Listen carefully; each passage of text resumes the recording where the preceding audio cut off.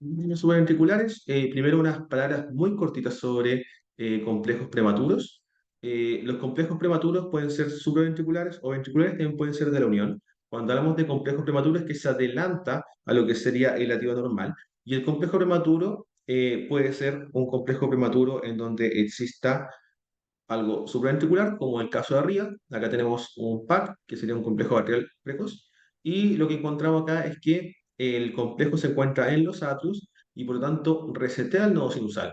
Eso quiere decir que aquí partimos de nuevo el contador a que el nodo sinusal vuelva a tomar el inicio, y eso hace que cuando nosotros medimos desde los latidos precedentes hasta los latidos que vienen ahora, nos vamos a dar cuenta que no se condice mucho ese tiempo. Y es porque el nodo se reinició, así que partió totalmente de nuevo, perdió su periodicidad. En cambio, en un complejo ventricular prematuro, una cosa que uno puede ver es que como el complejo está abajo, y generalmente no hay conducción retrógrada, lo que pasa es que el nodo sinusal sigue a su ritmo, solamente que no se condujo hacia el ventrículo el estímulo supraventricular. Y por lo tanto, como sigue a su ritmo, no se ha reseteado, nosotros podríamos predecir dónde va a caer el siguiente latido. O sea, yo podría tomar los complejos precedentes, tratar de proyectarlos hacia el futuro y podría ver que caen más o menos donde se supone que debiesen caer las siguientes P. Eso es una cosa muy típica de los ventriculares. Lo otro, el complejo es mucho más ancho y en general también podemos hacer alguna pequeña diferencia entre supraventricular y ventricular, y es que suelen ser más anchos que 160 milisegundos. Ahí voy a traten de dejar todos los otros micrófonos apagados porque después cuando vi la grabación se escuchaba mucho el audio. Así que manténganlo apagados hasta que quieran hacer alguna pregunta. Ya, entonces los complejos los podemos dividir en si están aislados, como este de acá. Aislados no quiere decir que hayan pocos, sino que quiere decir que uno ve un complejo que no tiene relación con los demás elementos. De hecho, uno podría decir que tiene complejos aislados, múltiples, monomórficos o polimórficos. En pareja significa que están los dos juntos y hablamos ya de taquicardia cuando son tres. Cuando son más de tres, hablaríamos de taquicardia, todos esos son taquicardias no sostenidas, y cuando son más de 30 segundos, hablamos de taquicardia sostenida. O cuando nosotros tenemos que hacer algo de intervención para detener el ritmo del paciente y nosotros no alcanzamos a ver si es que iba a llegar a los 30 segundos o no. Hablamos de bigeminismo cuando de cada dos un latido es un complejo precoz, y hablamos de trigeminismo cuando de cada tres latidos uno es un complejo precoz. Por lo tanto, en general, el bigeminismo tiene mucho más complejos que el trigeminismo. Y también hay algunos latidos importantes que hay que tener en cuenta. Aquí tenemos un paciente que, que tiene un latido por cada dos. La verdad es que nada muy particular. Lo que sí, destacar que son iguales. Así que aquí pondríamos monomórficos, que quiere decir que vienen del mismo lugar. Y acá tenemos por un lado este latido que es medio raro. Tenemos unos latidos que están eh, similares a los que habíamos visto antes, pero tenemos este latido que, a pesar de ser, aparte de ser medio raro, cae justo donde debiese venir el QRS. Esto se llama latido de fusión. Lo que ocurrió fue que el latido ventricular se produjo al mismo instante que se iba a producir el latido normal y se generó estos complejos que son un poco diferentes. Esto en taquicardia ventricular nos sirve para poder diferenciar una ventricular de una supraventricular y sería un criterio de disociación AB. Ahí lo vamos a ver más adelante. Y acá tenemos una dupleta y acá tenemos una ya taquicardia ventricular, porque son ya tres. Y una cosa importante es que hay un fenómeno de R sobre T, que quiere decir que el complejo cae justo sobre la T del complejo presente y esto tiene alto riesgo de una torsión de punto. Vamos a entrar de lleno a taquicardias supraventriculares y este es el algoritmo que yo les propongo que ocupen. Es un algoritmo que es una versión simplificada de una versión más compleja, pero sigue siendo un poquito más difícil que el algoritmo usual. Ahora, no siempre tienen que ocuparlo entero y muchas veces pueden ocupar otras técnicas para poder complementar el algoritmo.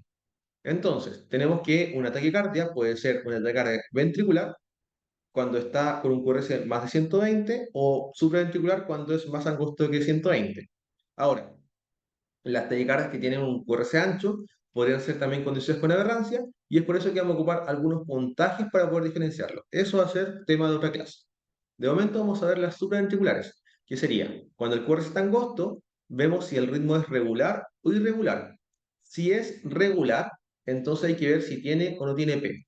Cuando no tiene P, pensamos que lo más probable es que sea una taquicardia por reentrada nodal típica, que es la típica TPCB, la taquicardia paroxística supraventricular. El término correcto sería reentrada intranodal, que habla un poquito más de cuál es su fisiopatología. También un flutter uno por uno podría caer dentro y confundirse, así que a veces suele ser necesario hacer una prueba adicional que les voy a explicar más adelante. Cuando vemos P, hay que ver, ¿hay más P que QRS o hay igual número de P que QRS? Si tenemos más P que QRS, vemos unas 3 ondas P y después un QRS, ahí lo más probable es que sea un flutter. Ahora, también podría ser una taquicardia real, son más raras, pero igual puede ser una taquicardia real. Las ondas de flutter se caracterizan por su morfología, que la vamos a ver un poco más adelante.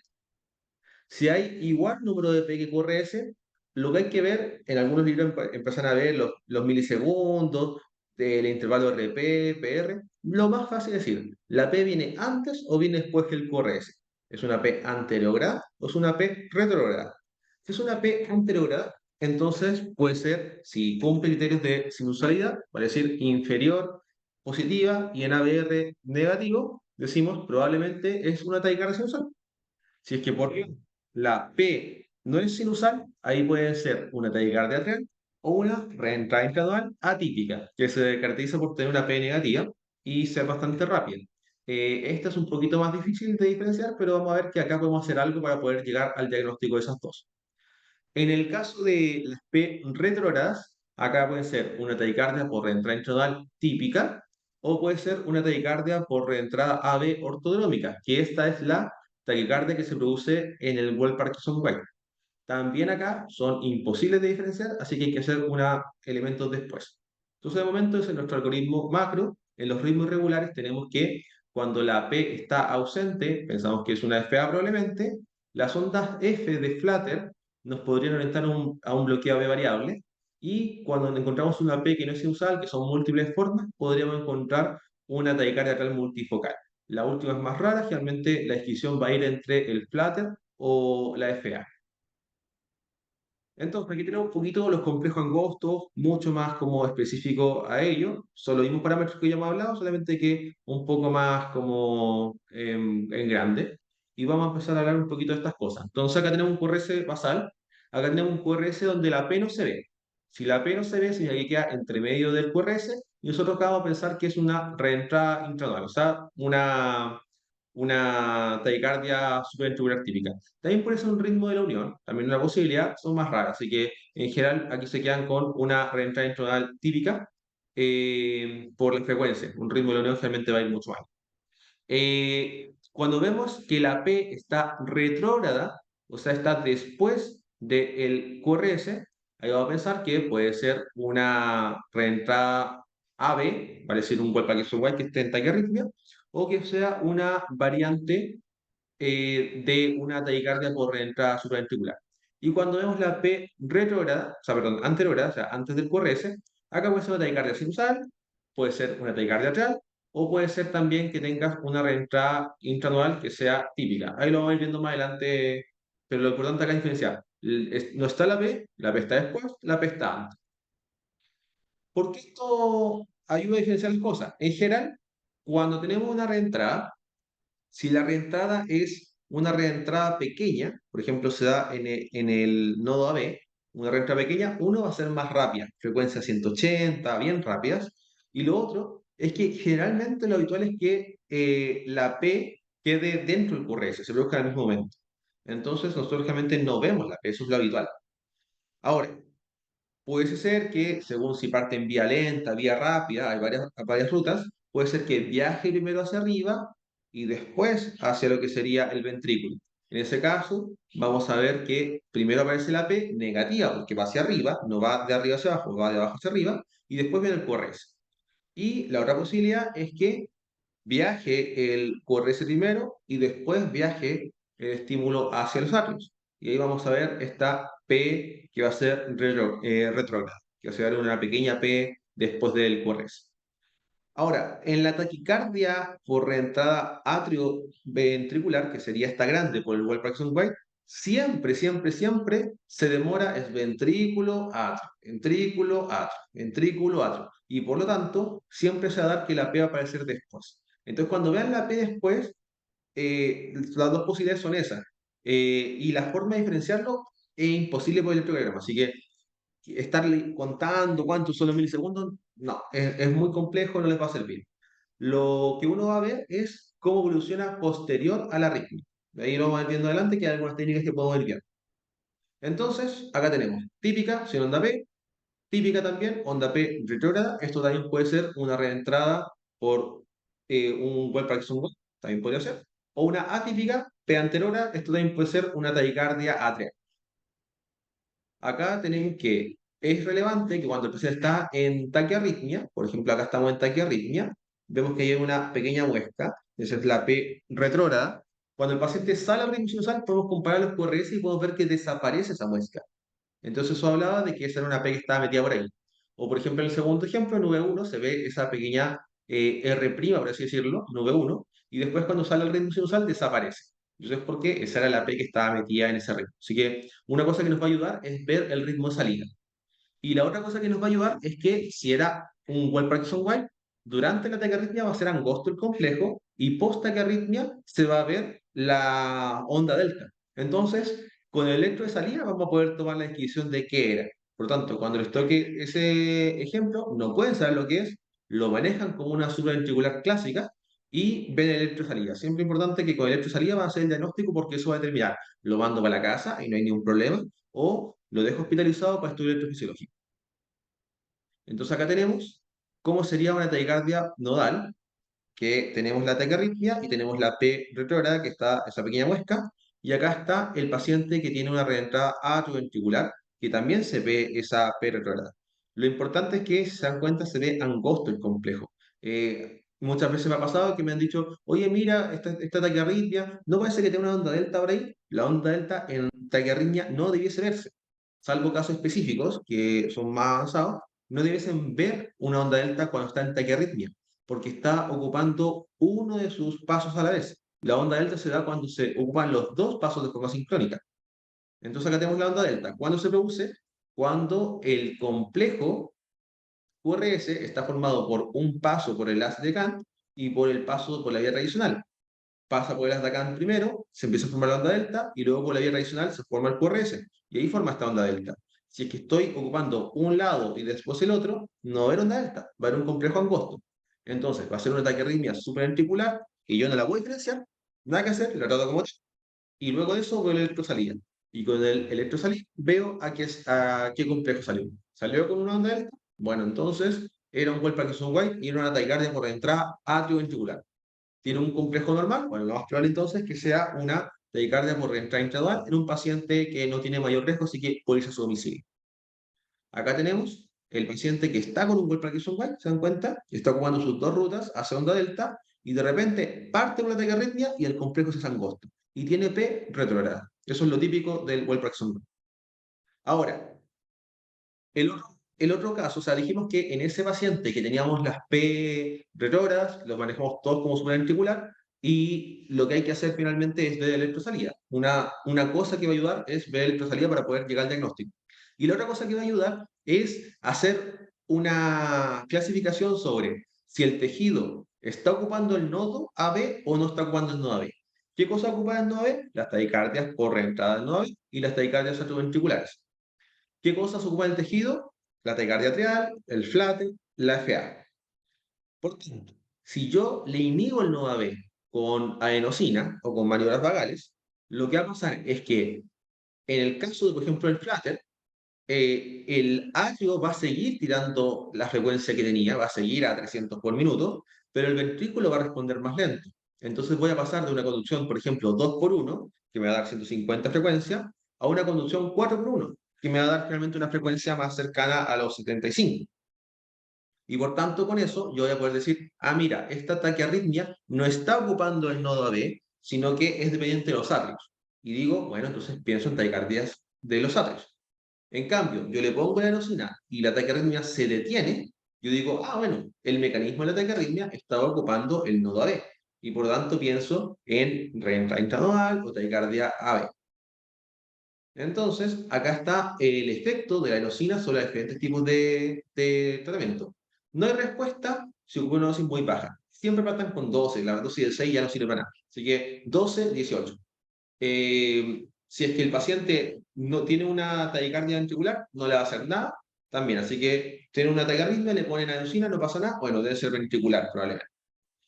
También recuerden que si pasa la adenosina y no hacen la elevada del brazo junto con el flash, no va a llegar la adenosina.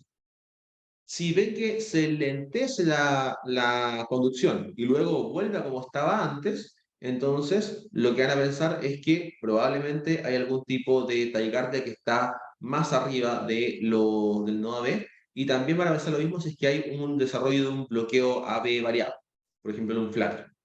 Y si de repente termina súbitamente, uno plantea que probablemente ocupa el nodo AB como una reentrada intranodal o una taquicardia AB.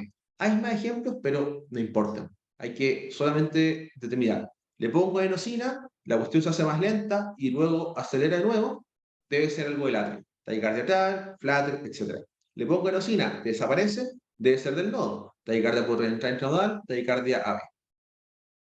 Hay una cosita, y es que en las taquicardias paroxísticas se vio que en el estudio REVER lo que hicieron fue una maniobra válvula modificada, donde ocuparon una jeringa, soplaron por 15 segundos, y lo que se hacía es que luego de esos 15 segundos se cambiaba de un estado de 45 grados a un estado totalmente ajustado por 15 segundos más, y luego se volvía a su posición original.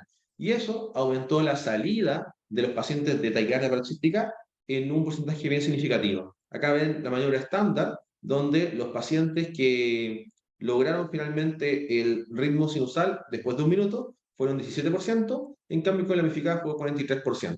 Ahora esto, ¿qué significó? Ocupar menos enosina. 50% en vez de 69, estadísticamente significativo, y significó también que tuvimos que ocupar menos tratamiento en la urgencia. Ahora, no significó ningún evento adverso y no significó tampoco nada en mortalidad. Por lo tanto, lo único que nos hace es descargar probablemente sin menos antiarrítmicos, evitando la enosina que es molesta, pero no nos va a cambiar finalmente los temas de mortalidad. Ahora, en cuanto a tiempo de emergencia, se hizo una vigilancia de los dos pacientes, así que igual tampoco cambió mucho el tiempo en la urgencia.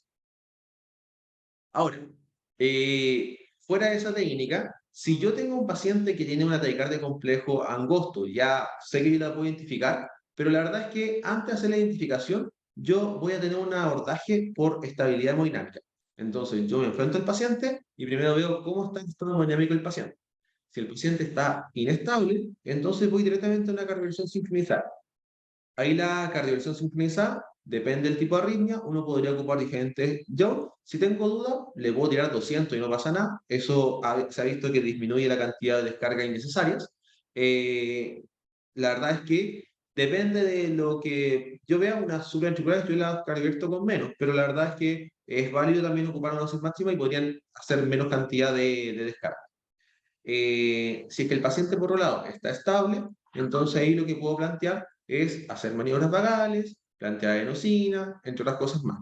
Ahora, esto es como para dedicarte complejo angosto, pero igual hay que hacer una pequeña diferenciación en sí, un mini abordaje diagnóstico para ver si no es sinusal, porque me ha pasado ya como 2 veces que me llegan pacientes con crisis asmática, que están con taquicardia, y que dicen, ah, mira, está súper rápido, si quieres ser una subventricular, pasemos la enosina.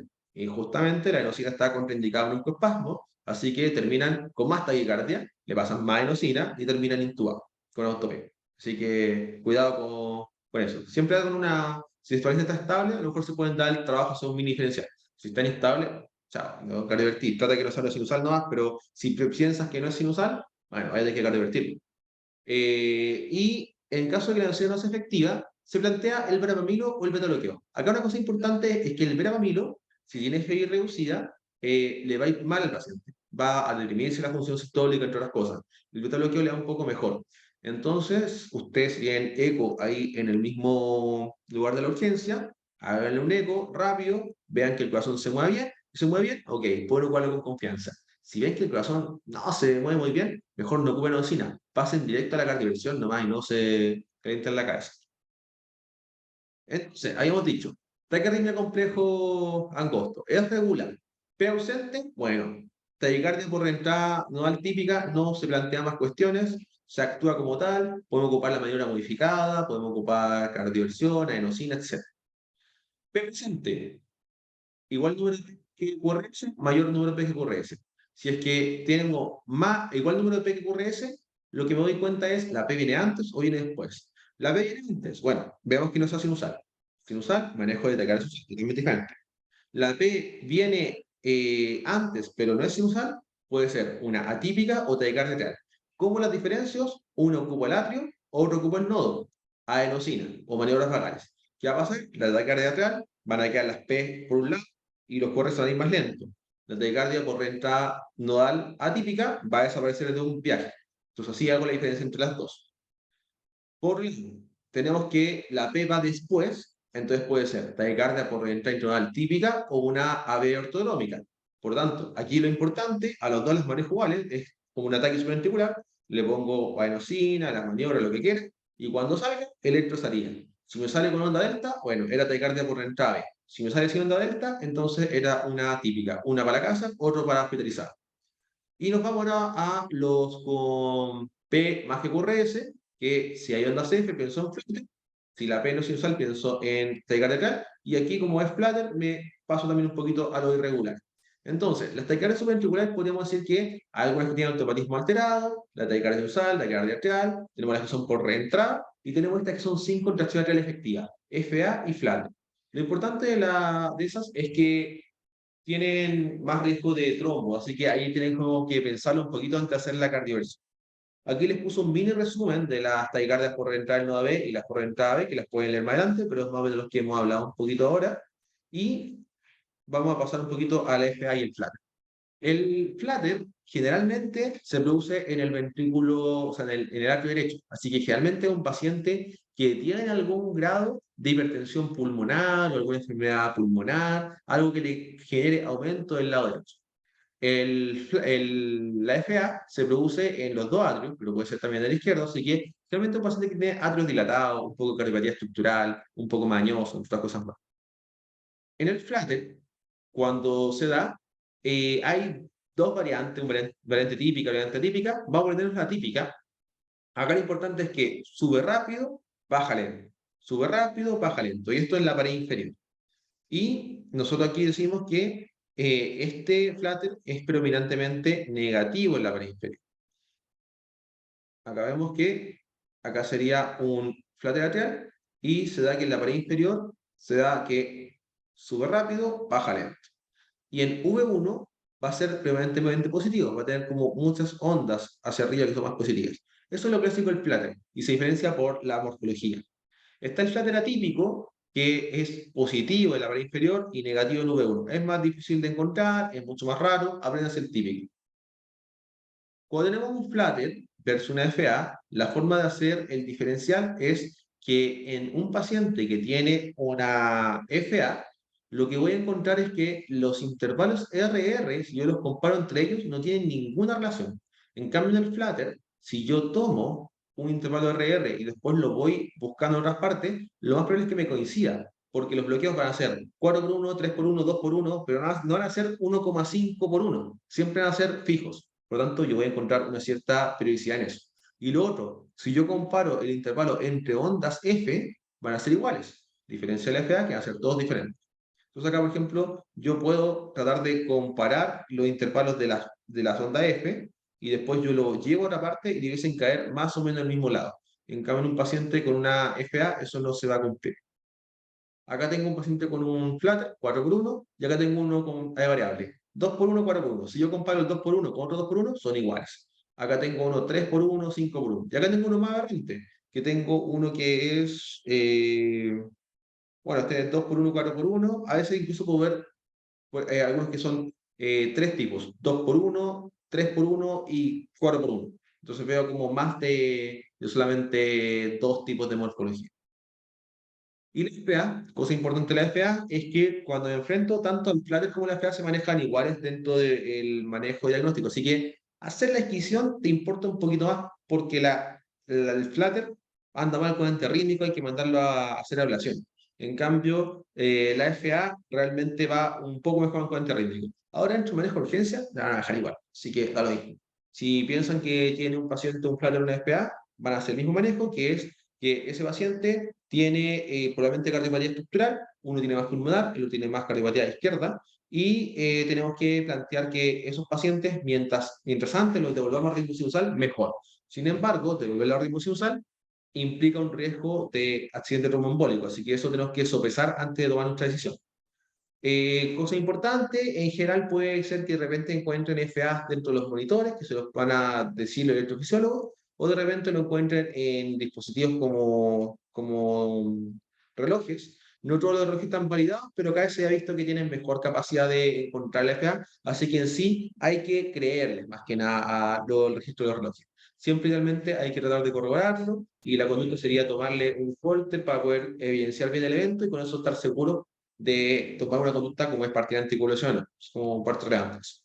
Ahora, cuando te llega un paciente con una FA, lo que hay que hacer es ver primero si hay un factor reversible. Por ejemplo, paciente que llegó por un shock séptico, que se fue a operar y post pabellón me llegó al pH y en el pH me hizo una FA.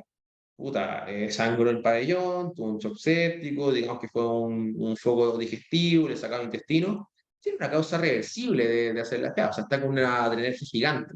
Por tanto, probablemente esa FA se maneja en el agudo, la cardiovierten y después se vigilará en 12 horas más y si no hace más FA no requiere anticonvulsiones, compadre, no es necesario hacer nada más. Por ritmo.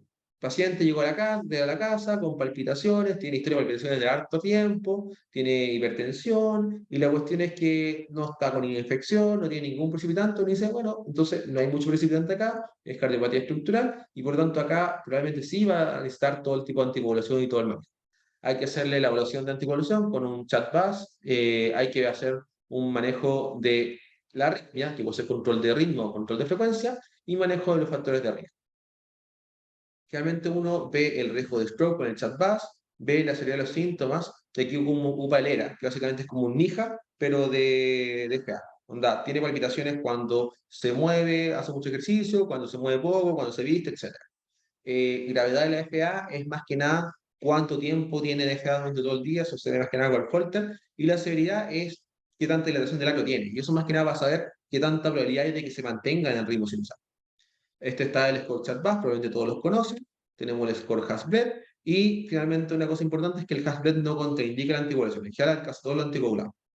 Y lo que uno hace es ver si tiene algún tipo de patología mitral, que sea alguna presión metálica o alguna enfermedad mitral moderada o severa, estenosis. Y si así, van a becar.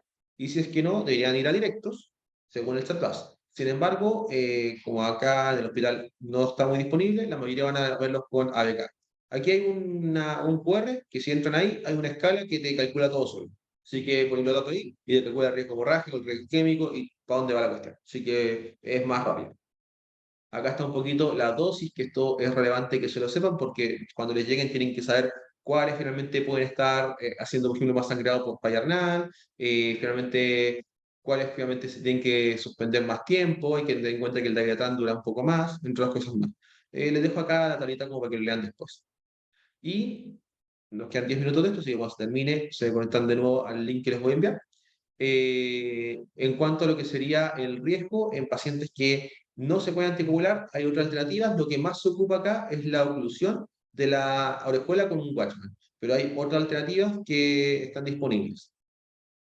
Y el manejo que vamos a tener es, nos llega el paciente con una arritmia. Lo que vamos a ver es, ya, este paciente está actualmente inestable de manera médicamente, lo más importante. Si el paciente está inestable, vamos a irnos por el algoritmo de acá, que es un poquito más sencillo. Si está inestable, entonces lo cardiovertimos. Y chao, no voy a pensar en nada más. Luego de eso, ve la anticoagulación. Si el paciente está estable, entonces le pregunto, oiga, caballero, ¿y usted está tomando anticoagulante? Dice, sí, yo tomo anticoagulante hace rato. Ya, perfecto. Entonces, como, ok, está tomando anticoagulante, no hay problema, el tipo de está anticoagulado. Entonces ahí podríamos plantear hacer algún tipo de cardioversión. Sería planteable, no sería descabellado. Si es que finalmente se está descompensando un poco la insuficiencia cardíaca, veo que va mal, podría cardiovertirlo, no hay tanto problema. Asegurarse que esté en INR terapéutico antes de hacer. Si por otro lado el paciente no está tomando anticoagulante, está estable, entonces yo digo, bueno, partamos el anticoagulante y vemos cuánto tiempo lleva.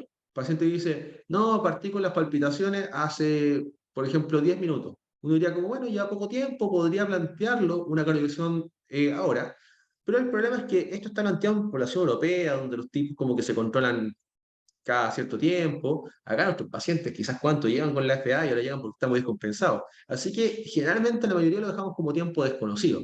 Ahora, ¿a quiénes van a manejar como inicio reciente? Al que le hace la arritmia por un evento, por ejemplo, el típico post-pabellón. Es una FA conocida, que sabes cuando el partido tiene un evento desencadenante claro, así que ahí podemos plantear estas pautas. Y lo que podemos hacer ahí es hacer una cardioversión finalmente temprana o esperar un poco. Ahora, si espero, no esperar más de 12 horas porque de ahí empieza a aumentar el riesgo trombótico. Si yo hice la estrategia de cardiovertirlo inmediatamente, yo de todas formas tengo que dejarlo anticoagulado 4 semanas y luego, según ChatBus, definir la anticoagulación. En caso de que lo dejé en tiempo de espera, lo que hago acá es o anticoagularlo por 3 semanas y luego cardiovertirlo de forma diferida, pensando que un paciente que está estable, o lo que hago es hacerle un ecograma esofágico y cardiovertirlo descartando trombos. ¿Qué se hace usualmente en el hospital? Si el paciente está relativamente, no tolera muy bien esa FA y queremos sacarlo rápido, se hospitaliza, se le hace una imagen, un ecograma esofágico, y con el ecograma esofágico se cardiovierte al día siguiente. Así que se hospitaliza día A en el servicio, se hace el eco al día siguiente y ese mismo día se hace la cardioversión. Eso es como lo usan. Después el paciente queda anticoagulado por 4 semanas y luego según chat. Cosa importante, siempre buscar la causa de la FA y un algoritmo útil es PIRATAS. P de pulmonar, I de isquemia e infección, R de remodelación de paciente ya como crónico, A, alcohol, anemia, son de las más frecuentes, de hecho esas dos, T, tirotoxicosis, E de electrolitos y S de SAOS o síndrome de seno enfermo. Realmente uno busca que no esté infectado, que no tenga un TEP o alguna enfermedad pulmonar, que no tenga una consumo de alcohol, alguna anemia, tirotoxicosis. Si buscáis esos cinco, estáis como a menos lado. Y aquí tengo un pequeño algoritmo de lo que les decía de la FA, que acá nos concentramos en el dibujo de arriba, en donde pueden ver que hay factores que son no modificables y hay factores que son modificables, que es como va evolucionando con el tiempo el remodelar el atrio. Y están estas cosas rojas que son los factores estresantes, que cuando llegan al umbral de FA se desencadena la FA. Entonces puede ser que un paciente tenga una sepsis, como les dije, que se operó y tenga un umbral súper bajo, pero la parte roja subió tanto que logró pasar el umbral de FA. Entonces, ese paciente finalmente no debiese repetir el evento, algo conocido. Pero muy probablemente los pacientes que ustedes ven en la urgencia son pacientes que están más que nada en el fenotipo de FA atrial persistente, que está ya más cercano al umbral FA y más cercano a estar en una FA permanente, que no la voy a poder mantener en su ritmo normal. Acá tengo un poquito el manejo de ritmo, ya eso fue hice la cardioversión, etcétera, pero también tengo que, eso fue como el típico de la persistente que te digo, pero tengo también el tema de que algunos pacientes lo manejamos con terapia de frecuencia, otros con terapia de ritmo. Antiguamente decíamos, se mueren lo mismo, así que terapia de frecuencia idealmente para todos y el ritmo solamente en los que no controlan bien los síntomas. Actualmente se ha visto con el IACLET 4 que los pacientes con terapia de ritmo les va mejor. Entonces, la ideal sería hacerle terapia de ritmo a la mayoría, o al menos intentar. Se ha visto que los que tienen menos de un año de evolución le iría mejor, aunque en el estudio IACLET 4 la verdad tenían 30 días de evolución de la FA. Por tanto, si yo tengo un paciente que yo creo que no tiene mucha cardiopatía, estructura mucho remodelado, lo ideal sería cardiovertirlo lo antes posible, le haría un bien al paciente. Entonces, lo ideal sería no mandarlo para la casa. Ahora, si tengo un paciente que yo veo que la está gigante, que tiene harto de eventos, que tiene harta historia, ese paciente no va a andar bien, así que probablemente se puede cardiovertir en diferido si se intenta o hacer alguna terapia de control de ritmo en diferido. Por tanto, los pacientes jóvenes son los que hay que como que pesquisar más precozmente para tratar de actuar más rápido, porque eso va a evitar que a futuro terminen con una FA alargada. Los pacientes que ya tienen más remodelado, esos pacientes un poquito ya están un poco fuera de ese rango más o menos terapéutico. Y la estrategia, bueno, la cardioversión ya lo habíamos hablado, de obviamente la cantidad de cosas. Después de la cardioversión hacen anticoagulación por 4 semanas y luego según el algoritmo del chatbus. Y el tipo de antiarritmos que se van a ocupar, pueden ocupar varios, pero en general van a tener o amiodarona o van a tener, por ejemplo, propafenona o flecainida. Los otros obviamente no lo van a ver. Y lo importante es que los antiarrítmicos clase 1C disminuyen la función contráctil del corazón. Por lo tanto, los pueden ocupar solamente si es que el paciente tiene una FEBI conservada. Si está con fe reducida, no lo pueden ocupar. Y tampoco lo pueden ocupar si el paciente tiene cardiopatía coronaria. Por lo tanto, cardiopatía coronaria, amibarona. Falla cardíaca, amibarona. Si es que no tiene nada de eso, entonces pueden ocupar flecainida o probafenol. Acá está un poquito las dosis para que después las revisen y un poquito algunos efectos adversos. Recordar que la amiodarona puede interaccionar con la warfarina y que también tiene una prolongación del QT. Son cosas que hay que revisar. Y cuando el paciente tiene la FA, lo que hacemos es o hacer control de ritmo o hacer control de frecuencia. Y si hacemos control de frecuencia, en general, beta bloqueo para todos, ojalá cardio selectivo. Si no mejora, puede ser que metamos amiodarona o digoxina. Digoxina al FEI baja, amiodarona a la FEI conservada. Si no funciona los tres, y si no funciona eso, se puede hacer. Le quemamos el nodo AB y le ponemos un marcapaso. Y adiós problema. Entonces, como lo algoritmos por etapas del control de frecuencia. El manejo crónico, aquí le dejé como un resumen, tratar los concomitantes, elegir la estrategia de control de ritmo, control de frecuencia, elegir la anticoagulación y si es que no se puede, el cierre de la escuela. Es como el mini resumen de todo eso. Y aquí volvemos al algoritmo y acá vamos a ver unos cuantos electrocardiogramas. Por lo tanto, como nos quedan 2 minutos, vamos a detener esto acá y después vamos a conectar de nuevo para los electrocardiogramas. Entonces, acá le voy a poner pausa y lo espero en 1 minuto. Hago el link de nuevo. Vamos a ver unos cuantos electros rápido porque nos queda poco tiempo y después terminamos con esto, ¿ya? Entonces voy a cerrar.